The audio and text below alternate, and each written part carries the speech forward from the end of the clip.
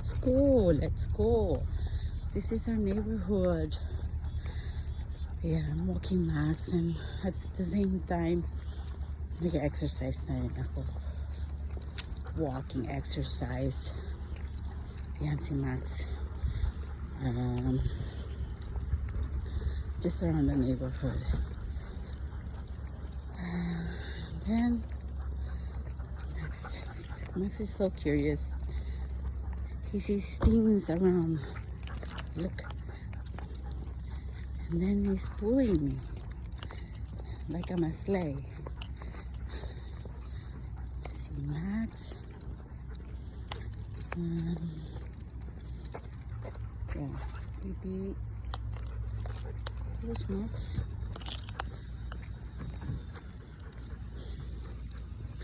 Ayan, so mga kachacha, the weather is nice and hindi masyado malamig, so hindi ako mag-winter jacket, pero fall na siya. Look at the trees, it's getting bald, leaves are falling, changing its colors. So sorry guys. Si Max ay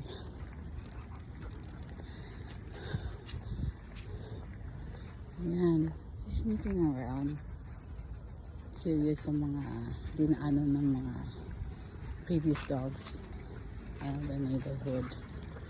So yeah, just look at the trees, it's so nice, the colors like fire tree. That's a maple leaf tree. Maple leaves are changing its colors during autumn, and then mag-winter na. So just walking around, check a little bit. Si Max, nag-exercise him every morning. I take him outside para exercise sa kanya, exercise din sa akin, mga chacha.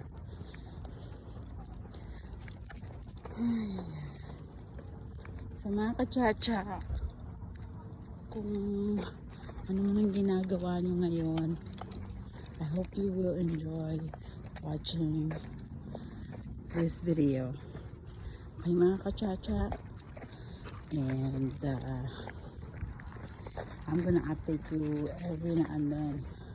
Alam nyo, kasi may konting negosyo, so konting pasyal dito, konting pasyal doon, so a little bit of time on my vlogging, but I always give ample time for uploading videos mga kachacha. Okay.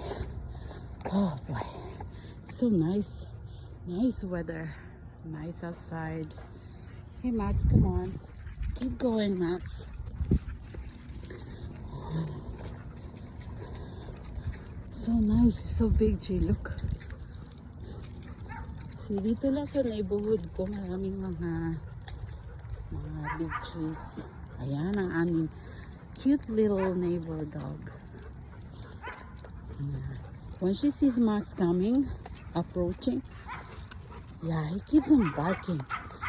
Oh boy. And he's so cute. Never get tired of barking. Right, Max? See, look at that. See, barking. Oh boy. So, ayan, so cute masyado. So, Max, stop pulling me. Max wants this side because there was one time that our neighbor at the corner, meron silang tanim na squash, and then I don't know, just suddenly we passed by, and then Max was so scared. So every time I walk him around this area, takot na siya. Mga kachacha, ayaw niyang dumaan dyan na side. So pag dumating na kami dyan sa corner, lumilipat na siya dito na side. Ayaw niya, natatandaan niya. So we always like sometimes pinu-force ko siya na pumunta dyan para just to show him na wala na yung squash. Pero nafe-feel pa rin niya. So sinusunod ko siya minsan. Parang